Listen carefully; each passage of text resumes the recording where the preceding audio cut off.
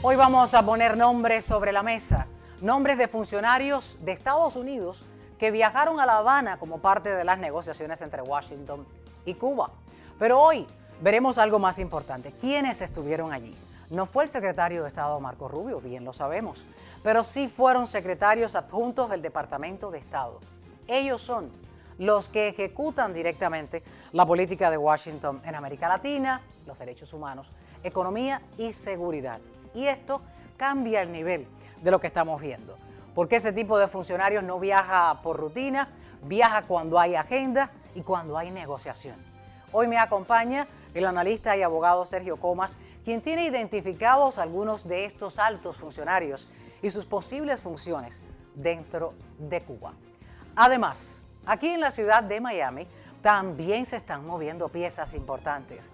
Millones de dólares en juego, sí. Cambios en cómo votas, una ciudad que ahora está intentando recuperar dinero público perdido. Allí también se está buscando aprobar un bono de 400 millones de dólares, una reforma electoral y una demanda contra un excomisionado, contra Joe Carollo. Para hablar sobre este tema, pues hoy he invitado al comisionado por el distrito número 3, recién electo, Rolando Escalona, quien me acompaña en el estudio para responder esta y otras preguntas. Quédense hasta el final. Todo esto y más, aquí en Solo Minutos. No se vayan. Comparte y suscríbete a mi canal. Y si te interesan los temas del programa, dale like, porque a mí también me gusta. ¡Vamos ya! Ni más ni menos con Yelenis Reina. Ni más de lo que ocurre, ni menos de lo que nos importa. Ni más ni menos que la verdad.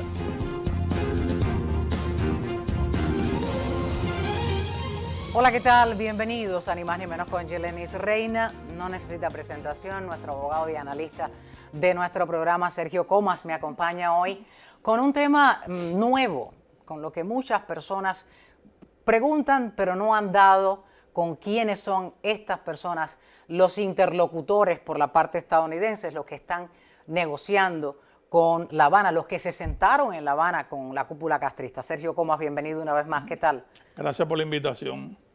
Cuéntame sí, de estos nombres que has investigado a fondo y tienes aquí la lista con fotos y todo.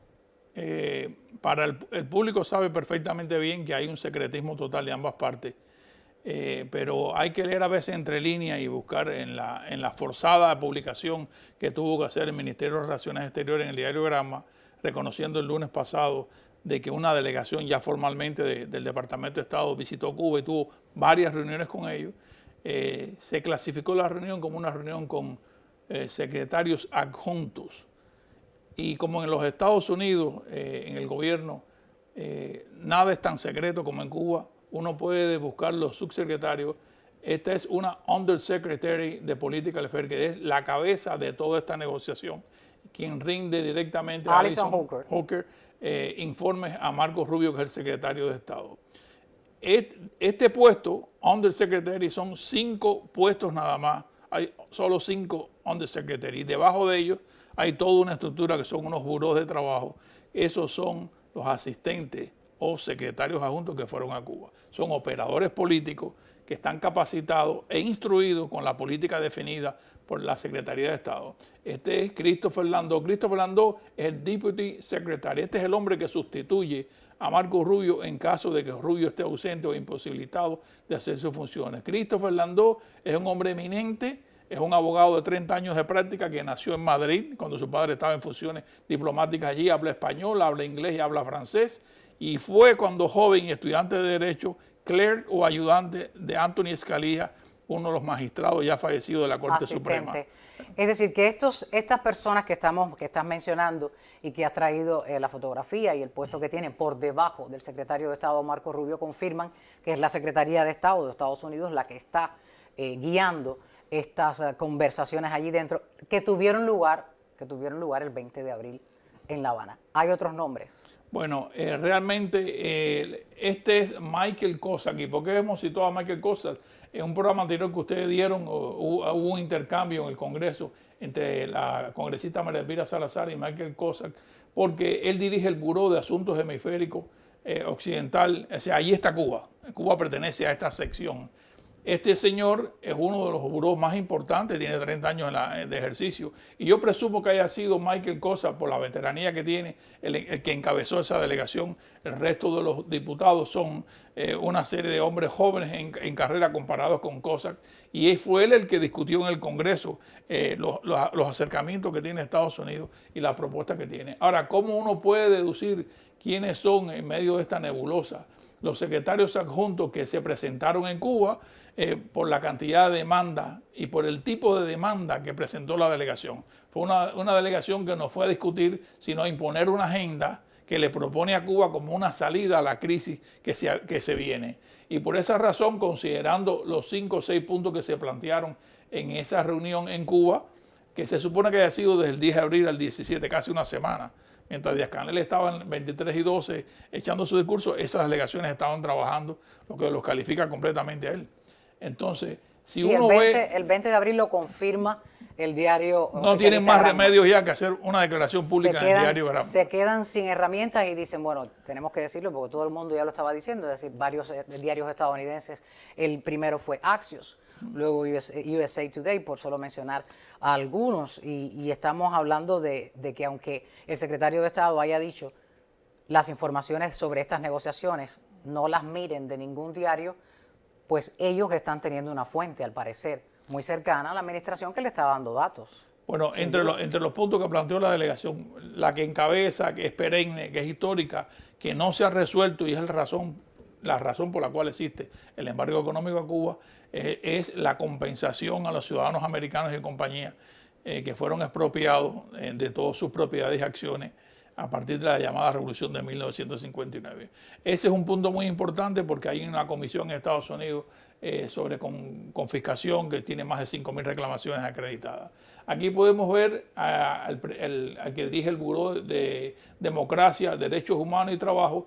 Riley Barnes posiblemente haya sido uno de los presentes porque las cosas que se plantearon allí relacionadas con democracia, derechos humanos y trabajo son los puntos más importantes, como establecer una comunicación con Starlink, que es una internet para toda Cuba sin interferencia del gobierno. Esto no es tan tecnológica la ayuda que se ofrece como razones de democracia y de derechos civiles, porque están planteando que las personas puedan tener un acceso a la comunicación universal y no que estén como ocurrió en Irán, por ejemplo, que todos vimos que antes de comenzar las reglas, que se bloquearon la guerra, las comunicaciones. sí, se cortaron las comunicaciones para tener al pueblo totalmente incomunicado. Y eso es lo que está pasando en Cuba. Esta señal de internet que ellos están queriendo ofrecer, ¿sería gratis? La conectividad, o ETEXA se volverá a entrometer en esto. Starlink ya se ha comprobado técnicamente que para que exista tiene que tener un aparato receptor y solamente si Cuba aceptara eso, se pudiera restablecer una asistencia técnica para establecer internet en toda Cuba. Y redistribuir todas esas torres y para poder distribuir esa señal en toda Cuba. Sí. Que la está ofreciendo Estados Unidos de manera gratuita. Aquí tenemos a Stanley Brown. Stanley Brown es el Buró de Asuntos Políticos y Militares. ¿Por qué? Yo presumo que Stanley estuvo allí en esa negociación porque se planteó abiertamente que Cuba debe cesar la colaboración con grupos terroristas y con inteligencias de potencias enemigas de los Estados Unidos, directamente China y Rusia, que tienen bases de escucha electrónica y tienen mucho intercambio con Cuba de inteligencia. Esta es una precisión que se hace de un veterano que trabaja este tema, que es asuntos políticos y militares. Por eso le hemos señalado ahí a Stanley como un presente en la delegación. Khaled Orr, que es del Buró de Asuntos Económicos, Energéticos y Empresariales, posiblemente haya planteado el tema de que las MIPYME o pequeñas empresas tengan una libertad económica real. Es decir, tú sabes que el Estado cubano creó un intermediario para la importación y exportación, para ponerle un cargo a la importación, un cargo administrativo, aprovecharse con impuestos. Y lo que se quiere, si quiere renacer la matriz empresarial cubana, es que esos empresarios tengan una relación directa con el comercio exterior. En eso está dispuesto el Departamento de Comercio y especialmente este buró en ayudar a los pequeños empresarios cubanos. Es decir, que estas personas que estuvieron allí, estos altos diputados estadounidenses dentro de La Habana, no fueron a conversar sencillamente, fueron a exponer, yo aquí me voy a ocupar de esto, yo me voy a ocupar de lo otro. No fueron negociaciones de que vamos a escuchar tu parte y yo la tuya. No, esto es lo que yo vengo a hacer y esto es lo que yo quisiera llevarme de aquí en algún momento.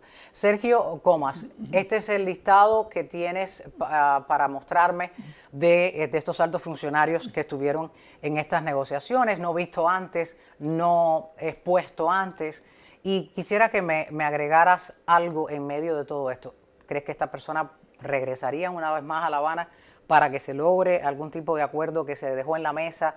¿O ese pedido, imposición, ultimátum, que la propia Habana los ha negado, se vuelva a reforzar o ya fue hecho? Tú tienes que ver que esta mesa de negociación, pudimos llamarla así, Cuba la degradó a un nivel de viceministerio de Relaciones Exteriores, y un subdirector del Departamento de Estados Unidos fue quien presentó la delegación cubana. No se conoce otra razón y otros nombres del gobierno cubano. Yo me imagino que Josefina Vidal, que es una veterana, haya estado allí, y que Cosillo también, Carlos de Cosillo, estuviera allí también. Y otros funcionarios más yo me imagino, del ejército cubano, porque se tocaron temas de seguridad nacional. Fernández de Cosillo. Pero sí, pero es interesante que el propio medio Axios, que es un medio digital con grandes conexiones en la Casa Blanca, por lo menos durante esta administración, que tiene mucha veracidad, haya señalado a el nieto de Raúl Castro como un personaje fijo allí, algo que a mi juicio demerita mucho y descalifica mucho el prestigio, la moral de negociación que pueda tener el gobierno cubano, porque este muchacho es un familiar cercano, no tiene un cargo político determinado, pero actúa de facto representando a su abuelo, y ya lo sabemos desde que se presentó en los eventos de CARICOM, que se reunió con el equipo de Marco Rubio, y tristemente después tuviste que el 13 de marzo Díaz-Canel, muy compungido, no tuvo más remedio que dar una reunión donde estaba presente el buró político y miembros importantes de la FARC, y allí tuviste sentado al lado de Amado Guerra, secretario del Consejo de Estado, a Raúl Guillermo Rodríguez Castro, que la gente lo apoda el Cangrejo.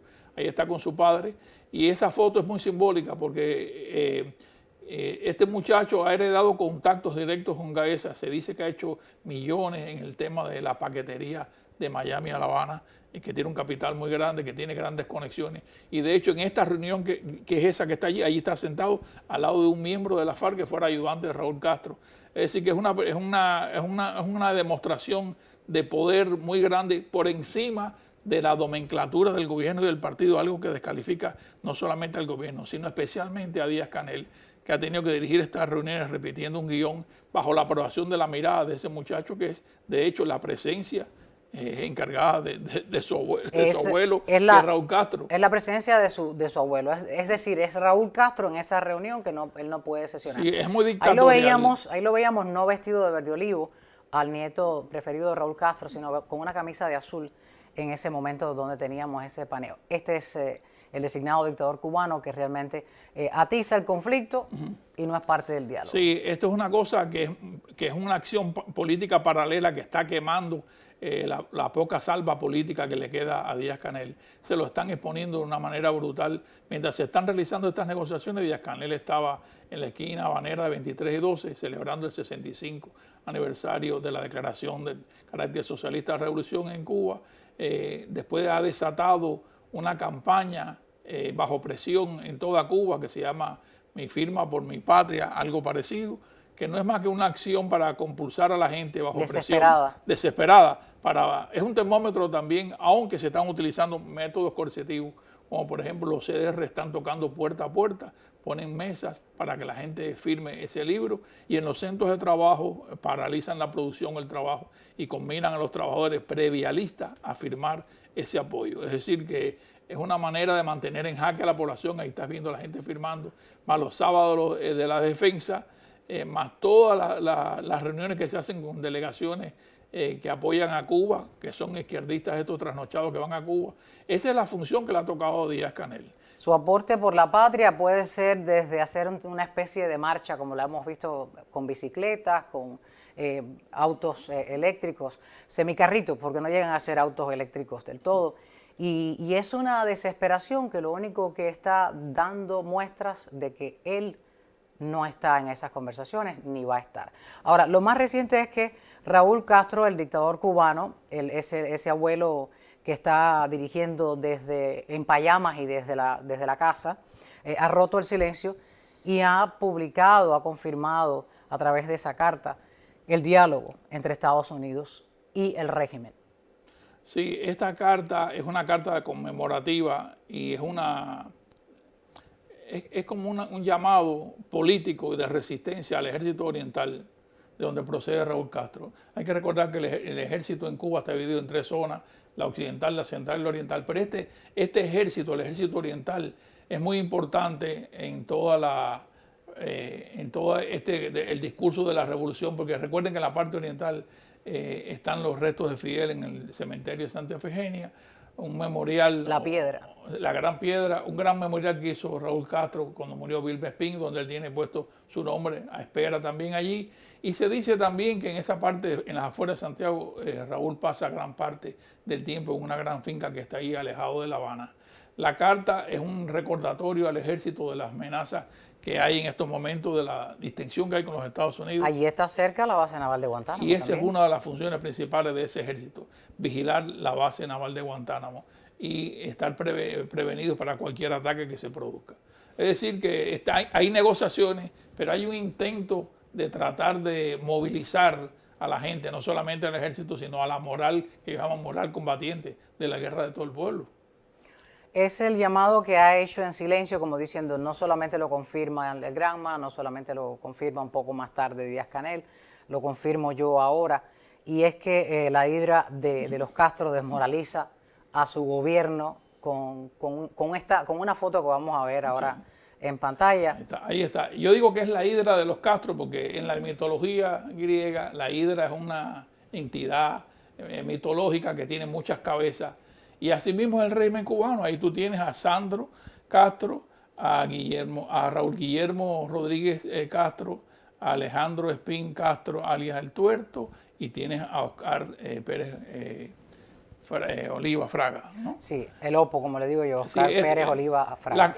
La razón por el sobrino nieto de Raúl Castro. Seguimos poniéndole nomenclatura familiar, ¿no? Porque no somos un Castro cualquiera. No, lo interesante de esto es que estas son Castros cercanos. Son las caras que están tratando de perpetuar el cambio, el cambio fraude.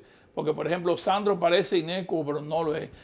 Las bromas de Sandro, que por cierto lo llevaron a tener una entrevista con CNN, remarcan que él abiertamente, aun siendo nieto directo descendiente de Fidel Castro, quiere un capitalismo con soberanía, lo que significa es que ellos seguir manejando la economía allí de Cuba, dentro, ellos al frente de todo. De hecho, se vanagloria de decirle al entrevistador en CNN que el bar F le costó $50,000, es el dinero de 250, de 2.500 trabajadores cubanos, es una cosa increíble. Le costó, sí, cómo no, le costó del dinero de Gaesa, del dinero de su familia que sale del turismo de Cuba y de todos los médicos que han vendido en el extranjero. Y Raúl Guillermo es muy importante por todo lo que hemos dicho, de lo que representa la brutal presencia de este muchacho, que era uno de los que protagonizaba las locuras de La Habana, se le veía en bares bailando, y de momento ha asumido una posición para la que nunca se le preparó, que es una función política de representación de un Estado en negociaciones de un alto nivel, en un conflicto militar ya de más de 60 años, muy serio todo, donde se supone que solo sea presencia, porque los que lo conocen de cerca saben que no tiene la capacidad intelectual ni está estructurado para presentar un planteamiento político complejo, ni mucho menos. Es más bien como un mensajero, es como un tótem del poder de la familia Castro allí. Alejandro lo hemos situado como parte de la hidra o una de las cabezas del cambio, porque todo el mundo sabe que Alejandro Castro Espín fue uno de los protagonistas de las relaciones en la época Obama, que se hicieron en secreto, como se está haciendo todo ahora. Pero ahora mismo está desaparecido. Sí, pero siempre tiene el ojo visor porque maneja todo el tema de inteligencia, contrainteligencia y sobre todo control de los cuadros militares que deben serle fiel a su padre. Mencionemos lo del Comando Sur, ese dron que estuvo pues rondando por varias horas todo el cielo de la isla de Cuba.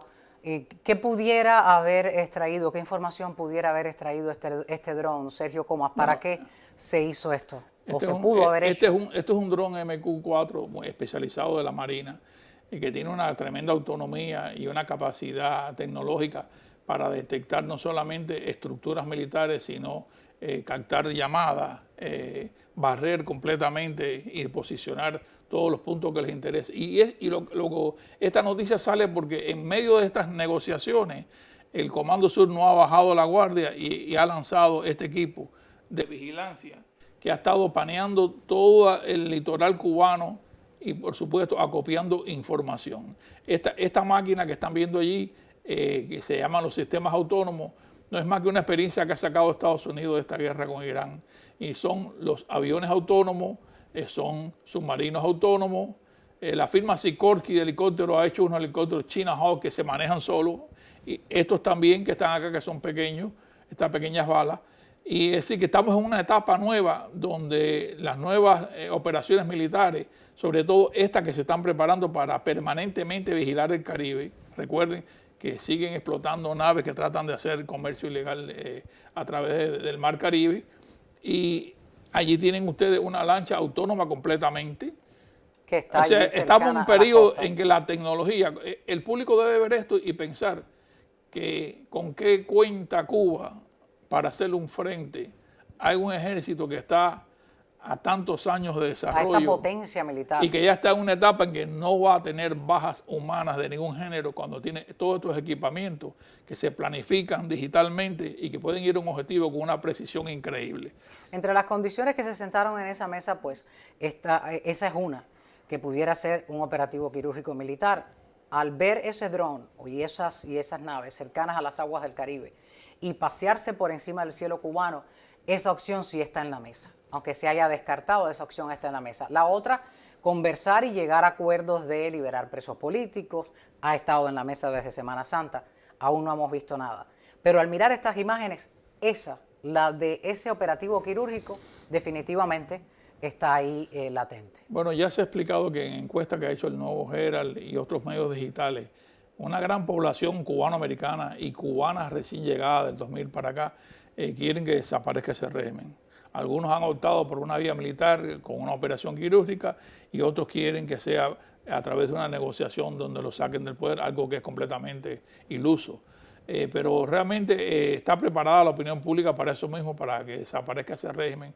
Muchas personas tienen la esperanza de que eso ocurra antes de noviembre, un momento en que Trump debe decidir si no va a cometer los mismos errores, a mi juicio, que se han cometido en la falsa transición de Venezuela, que es un proceso incompleto que ha frustrado a los venezolanos. Los venezolanos por un tiempo estuvieron contenidos, los analistas políticos venezolanos en la radio local han explicado muy bien que es imposible que usted diga que hay una transición o una amnistía que es una farsa total con los mismos que torturaron a los venezolanos, que los pusieron en prisión, los mismos que usurparon el poder y que han explotado y robado el erario venezolano. Para más escándalos, recientemente el FMI le está dando entrada a Venezuela y en lo que se teme la oposición y el ciudadano común es que Delcy Rodríguez y su pandilla ganen cierto prestigio utilizando fondos que hayan sido asignados al Estado, desarrollando, por ejemplo, planes sociales que siempre han prometido, mejorando un poco la comida, bajando el precio de combustible y poniendo un poco más de seguridad en la calle. Eso pudiera crear una ventana para que los chavistas pudieran presentarse a las próximas elecciones y tuvieran un rédito positivo. De ahí que María Corina haya estado en España y ha sido increíble la recepción que tuvo. Yo creo que hay que seguirla a ella y hay que apoyar al pueblo venezolano porque Cuba debe verse en ese espejo. Si la transición en Cuba va a ser como la venezolana, ya mucha gente sabe. Ya están decepcionados muchos. Que están muy decepcionados y que saben que no va a haber progreso ninguno y esas 5 o 6 demandas que presentó el Departamento de Estado no se pueden cumplir con esa dictadura en el poder que es totalmente intransigente y que ha respondido a estas negociaciones no en el Granma, en Razones de Cuba, una página de tal, en Cuba Debate, todo lo que quieren decir, que no lo pueden decir en el Granma por razones diplomáticas, lo han soltado allí. En los medios digitales. En los medios digitales y es una intransigencia increíble, la de siempre, la de que no van a cambiar. Ahora puede pasar eso, que es lo que muchas personas están temiendo, líderes opositores, la diáspora también está temiendo que eso ocurra, que se haga esa movida o ese cambio con los mismos que no fueron electos. Pero lo otro peor, yo diría, Sergio Comas, y me vas a corregir, sería el tercer plan que divulgó el diario de USA Today, que sería dejarlos así, dejar al régimen así. No hay conversaciones, ok, entonces luego tenemos la parte de esa posible intervención quirúrgica militar. No hay intervención quirúrgica militar, entonces los dejamos en la opción 0. Esa sería la más crítica. Bueno, yo creo que yo apuesto mucho al carácter llamado, el carácter mercurial del presidente Trump. Como una anécdota, cuando se estaba rescatando al piloto norteamericano en Irán, el piloto del F-15, se dice que en la sala de operaciones hubo que pedirle a Trump que se retirara porque estaba gritando mucho, estaba muy alterado y estaba poniendo en peligro la operación, y ahí se quedó solamente Susie Wild, que es la jefa del gabinete, y J.D. Vance, el vicepresidente, que minuto a minuto le informaron al presidente. Pero realmente eso te dice que Trump tiene un carácter que puede ser que hoy te diga una cosa y mañana otra. Las elecciones de medio término van a determinar esos back and forth, como le llaman los americanos, de la política. Hacia adelante y hacia atrás. Claro, porque ni Venezuela está completa, ni en Irán hubo un cambio de régimen. ¿Qué le espera a Cuba? Vamos a ver. Es una pauta que todo el mundo se está trazando y nadie quiere que se repita. Ni lo que pasó en Venezuela, ni lo que está pasando todavía en Irán, porque no se ha concluido. Sergio Comas, hay un detalle que ha ocurrido y quiero que me expliques. Un avión del FBI de Estados Unidos aterriza, y tenemos las imágenes, en Cuba, todo para recuperar a un niño en un polémico caso de custodia. Explícame qué es lo que pasó allí realmente. Como este suceso es una cosa, yo digo que inusitada, porque no hay un tratado de extradición entre Cuba y Estados Unidos, pero yo le digo que es como el caso de Elian al revés. Es un niño de 10 años que ha sido literalmente secuestrado por su madre, que es una transgender, y engañaron a la madre biológica diciendo que iban a un campamento a Canadá, de ahí pasaron a México y de México se fueron a Cuba. El objetivo de este secuestro... El niño es ciudadano estadounidense. Sí, es un ciudadano estadounidense. Este secuestro familiar, vamos a llamarle, asunto doméstico, el objetivo era someter al niño, antes que llegue a la puerta, a una operación de cambio de género. Y el FBI allanó la casa de ellos, encontró $10,000, notas del cirujano, de lo que había que hacer. O sea, ya había todo un plan, y Cuba actuó muy rápido. No hay muchos detalles, el FBI tampoco los ha publicado, pero vino un avión directo, Cuba contribuyó, los apresaron y el niño está de vuelta en manos de su madre. Esto demuestra de que hay un contacto directo, yo llamo de género operativo. Fuertes relaciones. Pero es algo tan opuesto a como, por ejemplo, que a pesar de las solicitudes de las delegaciones americanas sobre los presos políticos, el Tribunal Supremo de Cuba ha negado el habeas corpus y la reducción de la sentencia de Luis Manuel Otero Alcántara, diciendo que debe estar preso hasta julio de este año. A pesar de que Alcántara ha tenido una actitud muy positiva y los reglamentos del Código Penal establecen reducciones de pena por conducta ejemplar. Es decir, que es un doble mensaje, y es un mensaje además muy claro del régimen de que no va a acceder a las exigencias de la delegación americana. El régimen sigue dando muestra de lo que ocurrió cuando el deshielo. Te digo, te prometo, pero de ofrecer y actuar todavía nos falta por ver. Sergio Comas, muchísimas gracias por traernos este análisis de todo lo que está ocurriendo dentro de Cuba y traer los rostros y nombres de las personas de la delegación estadounidense que se reunieron con la cúpula de los Castro y el trabajo que tiene cada uno de ellos y las funciones en esas negociaciones.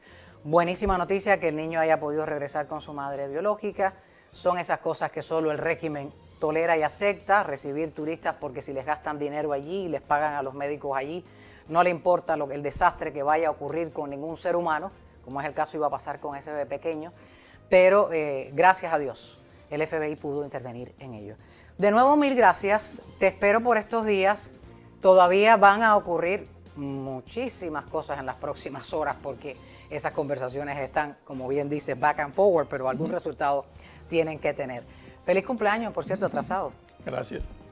En estos días tenemos que celebrar. Se me había desaparecido Sergio Comas y Rosa María Rosales Comas escribía. Tienes una especie de público, no solamente desde Cuba, me escriben desde Chile. ¿Y qué tal Sergio? ¿Cuándo regresa? Entonces le digo, pronto, ya lo voy a hacer que regrese al estudio. Lo que pasa es que le queda un poquito lejos de casa. De nuevo, mil gracias, Sergio. Gracias a ti. Otros temas que nos importan y preocupan aquí en Ni Más Ni Menos con Yelenis Reina, lo que está ocurriendo en el gobierno de la ciudad de Miami. Esa que queda cerquita de la pequeña Habana, del downtown de Miami. Hay movimientos allí. ¿Cuáles son? Voy a conversar con un comisionado de la ciudad. No se vayan, compartan el link para que puedan ser parte de la conversación y de los comentarios. Les espero. Gracias.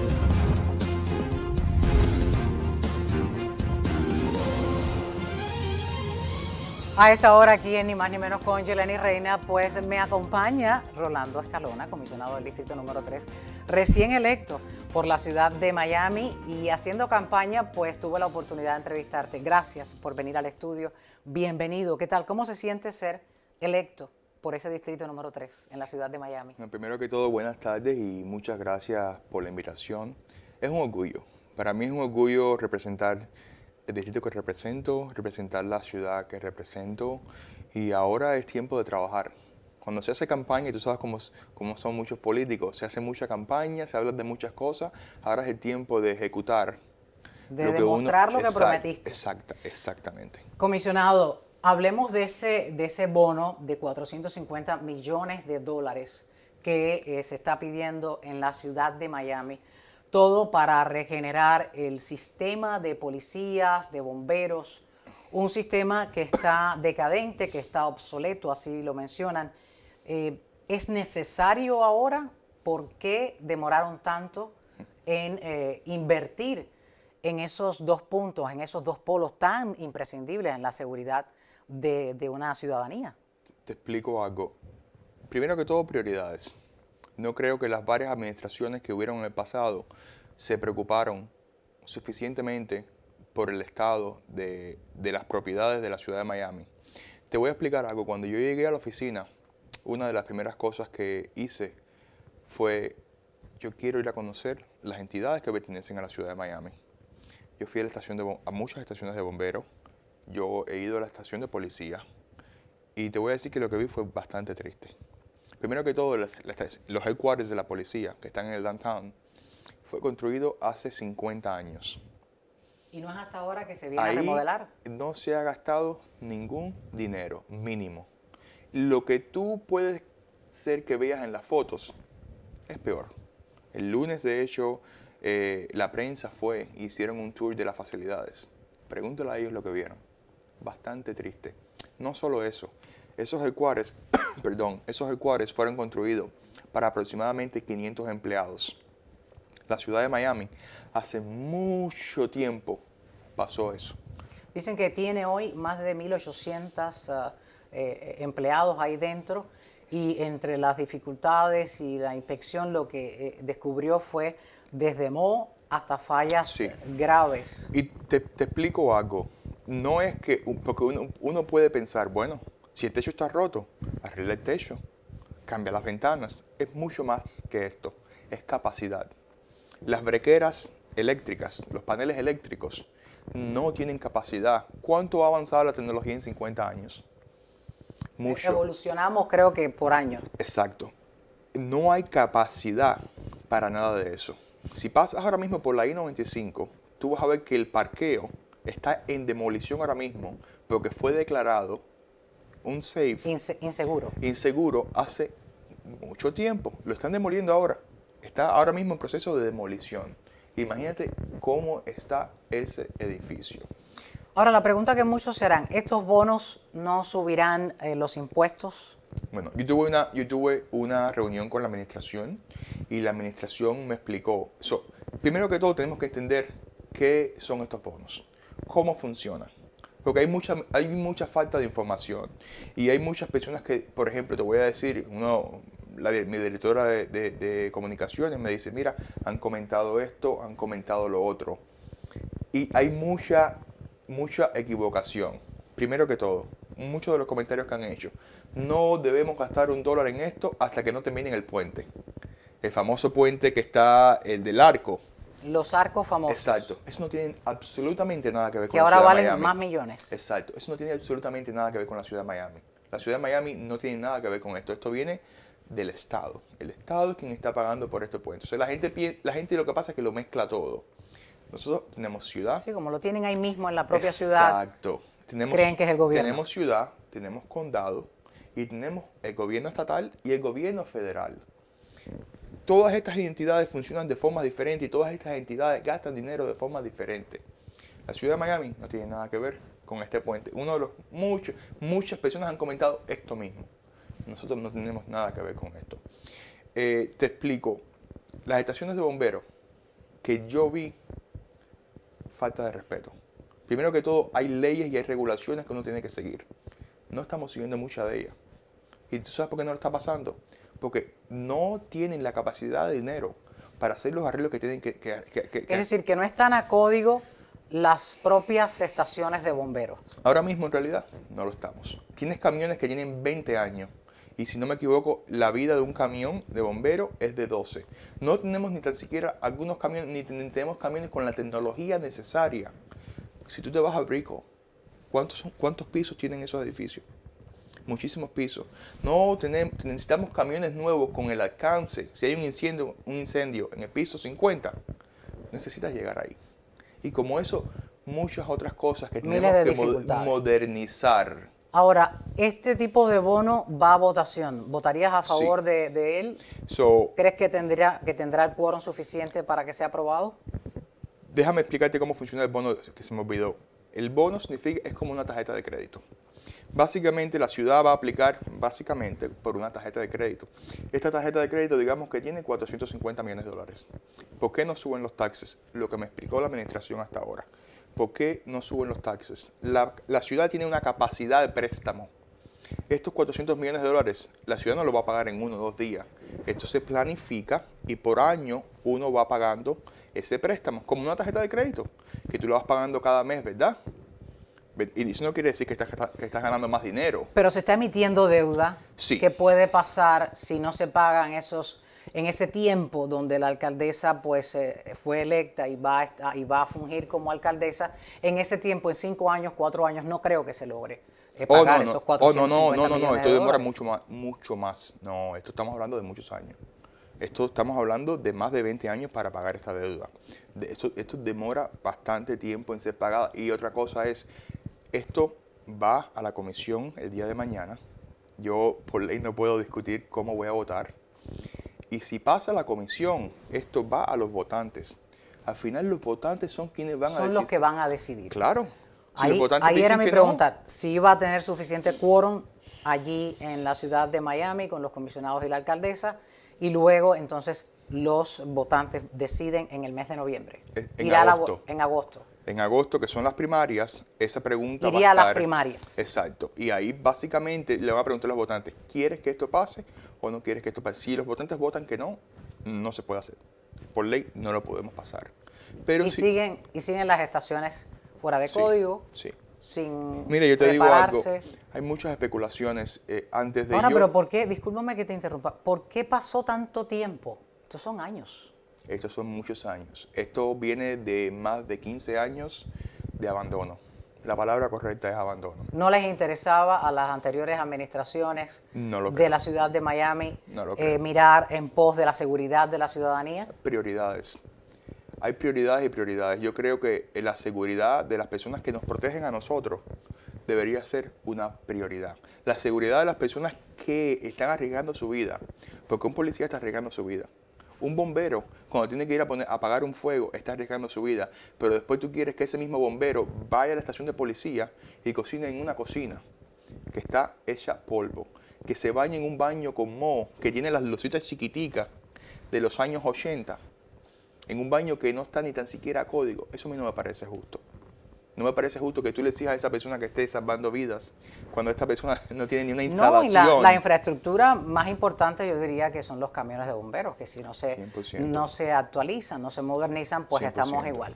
otra de las cosas que está pasando ahí en la ciudad de Miami, y es el pedido. Estos son los bonos que va a votación, es decir, hay una votación inicial en la comisión, luego va a las primarias en agosto, pero falta otro. Hay un cambio en las elecciones y reforma electoral. ¿Qué está pidiendo la ciudad de Miami? Ustedes son 5 comisionados. Somos 5. Están pidiendo que tengan 9 comisionados la ciudad de Miami, el gobierno de la ciudad de Miami. ¿Sí o no? No. No 9. No. Lo que se está pidiendo con las elecciones es moverla a años pares. ¿Y la cantidad de comisionados no? No. eso no está. Hay una iniciativa que quiere expandir. Estaba sí, leyendo al respecto. Sí, hay una iniciativa que quiere expandir la cantidad de comisionados de 5 a 9. ¿Esa iniciativa de quién es? Eso es un grupo que, si no me equivoco, se llama Stronger Miami. Un Miami más fuerte. Así se llama. Miami más Aquí lo fuerte. tengo. Y lo que quieren ellos es expandir la comisión de 5 comisionados a 9 comisionados. Se necesitan más de 20.000 firmas. Sí. ¿Sabes si se han recolectado ya? A mi conocimiento, no la han colectado. Ahora mi pregunta, si tenemos un problema dentro de esa ciudad, vamos a hablar de la ciudad de Miami, que es lo que nos importa a esta hora aquí en el programa, ni más ni menos con Yeleni Reina. Si tenemos un problema de estructura que no ha sido remodelada en años y vamos a emitir bonos y estamos pidiendo esa aprobación, a emitir bonos, a emitir deuda por millones de dólares que no se va a pagar en 5 ni en 10 años. ¿Es factible en una administración aumentar la empleomanía, lo cual va a aumentar el salario, va a aumentar el costo en salarios, en seguros médicos, en retiro, porque esos empleados necesitan un fondo en pensiones de retiros? Yo creo que sería el gobierno de la ciudad de Miami donde entraríamos en deuda, pero claro, a todo dar. Hay varias cosas a este punto. Te voy a explicar algo. Primero que todo, yo tengo mis reservas en expandir la comisión. Y yo te explico algo. ¿Cuándo tú has escuchado que los problemas de una ciudad se arreglan o de un gobierno se arreglan agregando más políticos? Es lo que no entiendo. No solo eso. Cada comisionado y la alcaldesa, ellos tienen una parte del distrito, de la ciudad, y esta parte de la ciudad, tú tienes que tener empleados. Tienes que tener un jefe de equipo. Tú tienes que tener un sargento en armas.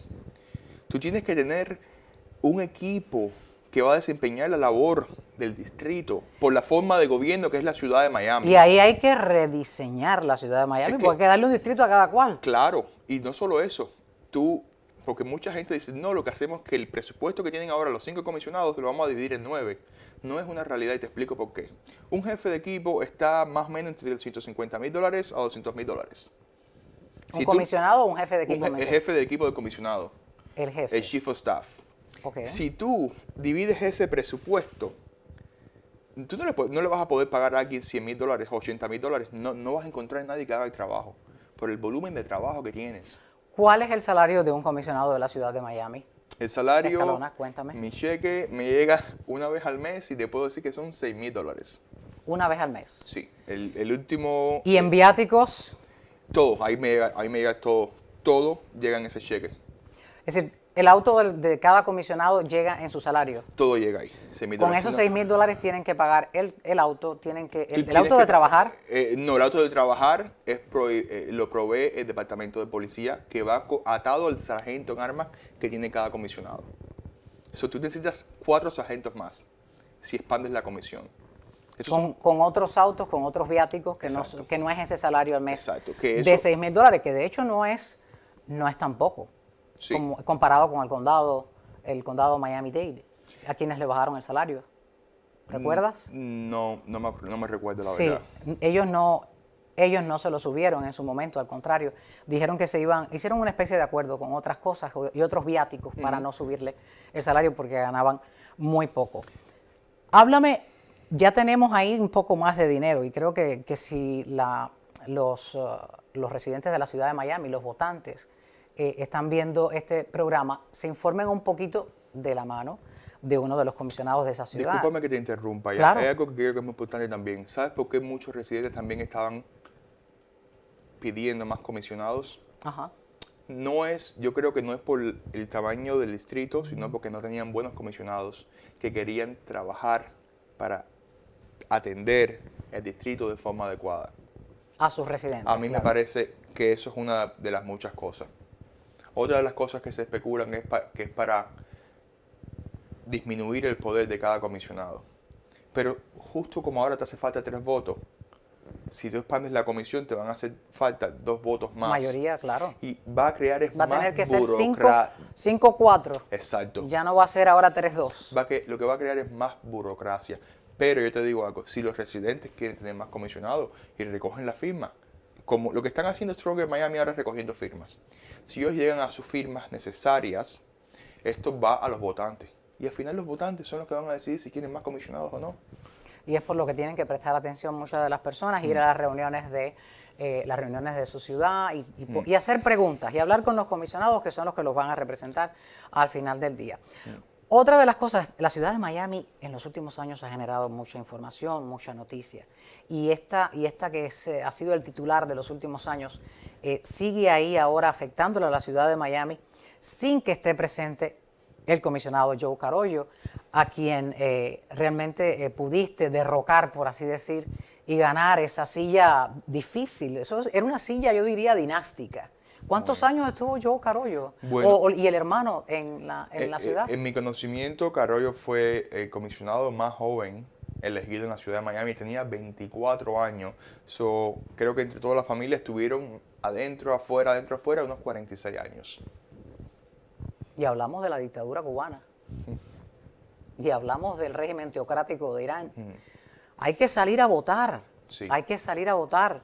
Porque de lo contrario pasan estas cosas que voy a mencionar ahora. La ciudad de Miami está queriendo emitir deuda para arreglar una infraestructura necesaria de seguridad a la ciudadanía, bomberos y policía. Bien, la ciudad de Miami está queriendo ahora mismo pues pedir un término de elecciones, ponerlas en años pares.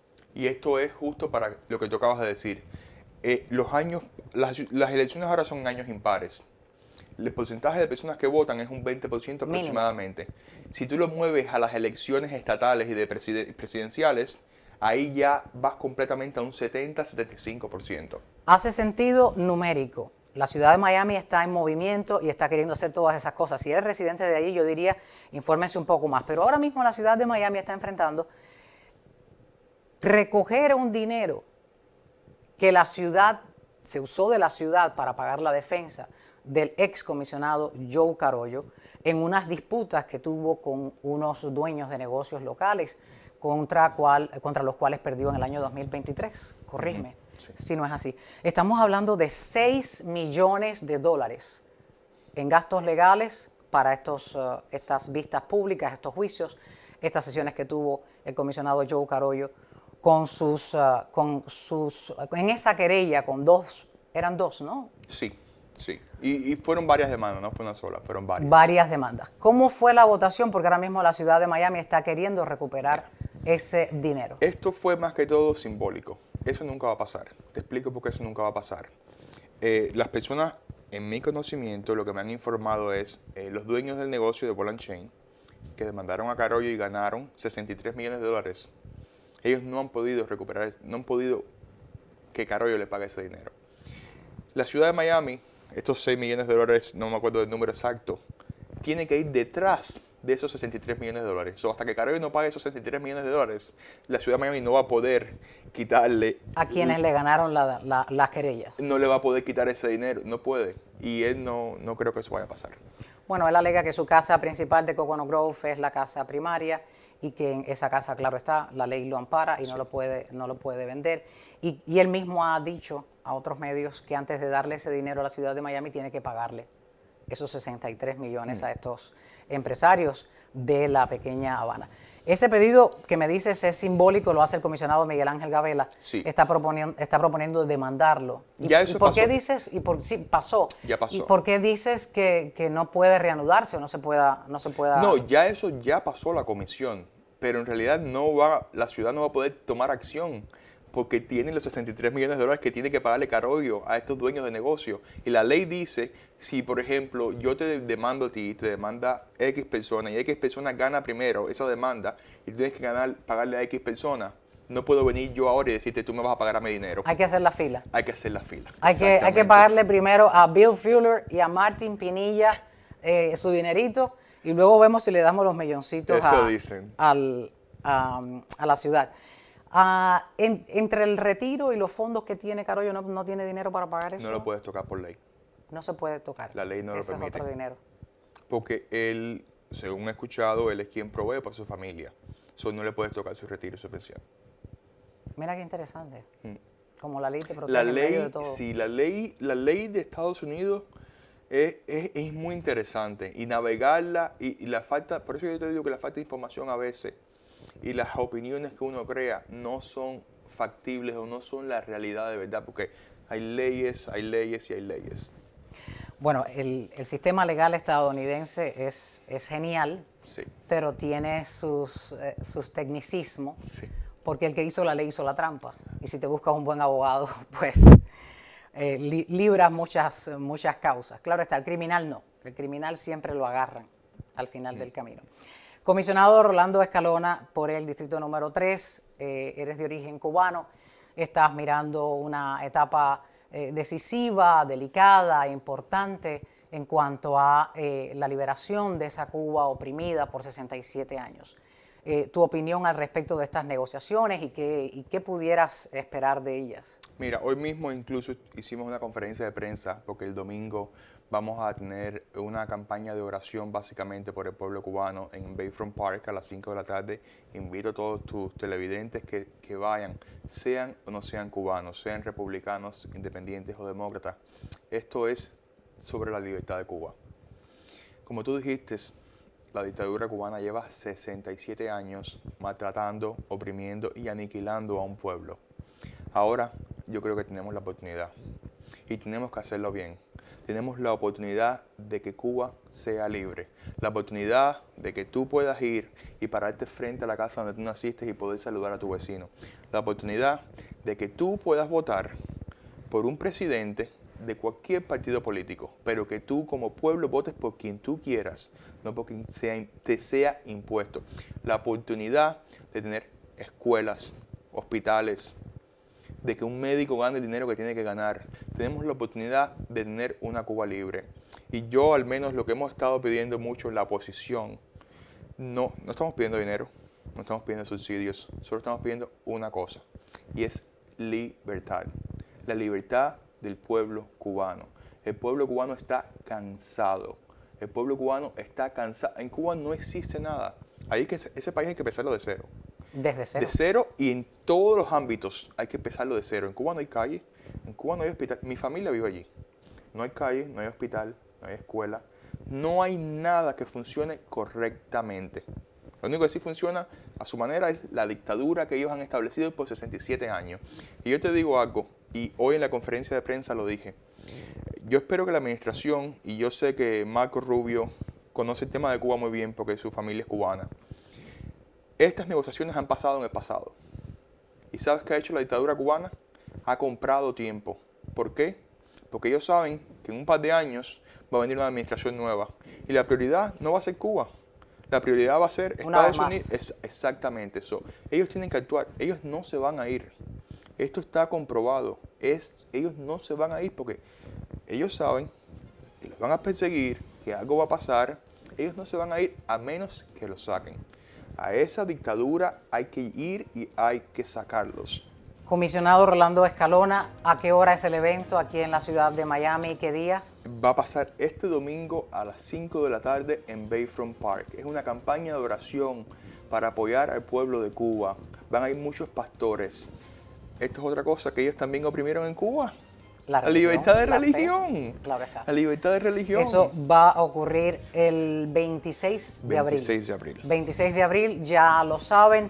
Acérquense allí y únanse a esa oración por la libertad de Cuba que ha convocado parte de la ciudad de Miami, a la cabeza con el comisionado por el distrito número 3, Rolando Escalona, de la ciudad de Miami. Comisionado, mil gracias por regresar. Empezamos conversando en una acera, vía Zoom, haciendo campaña, tocando puertas, y ya estamos aquí, en una nueva etapa. Felicidades. Gracias, un placer estar acá. Un gran paso, un gran logro, acabar con esa silla que tenía décadas. Sí. Es algo que yo me parecía inconcebible mirándolo aquí en Estados Unidos desde que llevo aquí ya más de 20 años. Una vez más, gracias a ustedes. No se vayan, regreso con sus saludos y mucha más información. Si usted no ha compartido el link de esta conversación y cree que se lo puede quedar para sí solo, no lo haga. Hay muchos residentes de la ciudad de Miami que necesitan escuchar conversaciones como esta. Les espero con sus saludos. Hay mensajes para todo el mundo, no solamente para mí. Les espero, no se vayan. Gracias.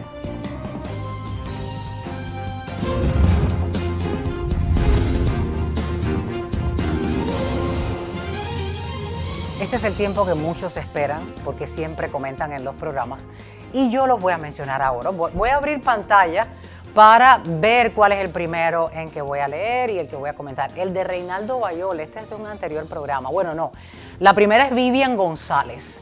Escribió, buenas y bendecidas tardes. Muchísimas gracias, Vivian, también. Pues muy buenas tardes para ti, bendecidas también. Gracias por tus buenos deseos. Reinaldo Bayol escribió, buenas tardes, compatriota destacada. Me gusta este título que me ha puesto Reinaldo Bayol. Y luego continuó, salud, libertad y democracia para el pueblo cubano. Gente con caritas. Gracias, Reinaldo, por comentar y ver el programa. A todos, gracias. Batio, voy a leer el de Batio. Dice, aún no veo un proyecto de restauración de la normalidad o media normalidad en el día cero. Solo se habla de política, pero nada de organización para salvar y socorrer a los cubanos que llevan 67 años oprimidos por la dictadura. A todos ahí tienen, gracias Batio por escribir. Ahí les están dando su corazoncito, o Esteban, o Juan Pío Nakamura, o Marcos. Algunos de ellos estará ahí con el mouse dando clic, corazoncitos a todos ustedes.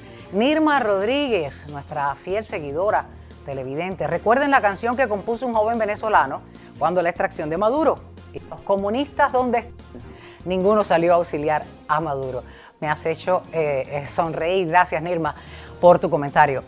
Beni Oficial, gracias por comentar. A todos le estamos dando ya su corazoncito para mencionar la mayoría que pueda. Adel González, gracias. Reinaldo continuó, Nirma igual. Adultos, a todos ustedes, mil gracias por comentar, por tomarse su tiempo, no solo para ver el programa. Muchas personas han comentado y dicen que ven el programa casi que como podcast, lo escuchan en su trabajo, no quiero buscarles ningún problema. Pero el que se tomen el trabajo y luego vengan al programa y comenten su opinión sobre lo que les pareció, enviarnos un saludo, la verdad es que valoro eso y mucho, y les agradezco infinitamente. Si está viendo el programa por primera vez y no se ha suscrito, esa es una gran oportunidad. Aquí en la descripción del programa hay un link que con solo hacerle un clic ya es parte de nuestra comunidad, de ni más ni menos con Yelenis Reina. Ni más de lo que ocurre, ni menos de lo que nos importa. Les espero en un próximo espacio.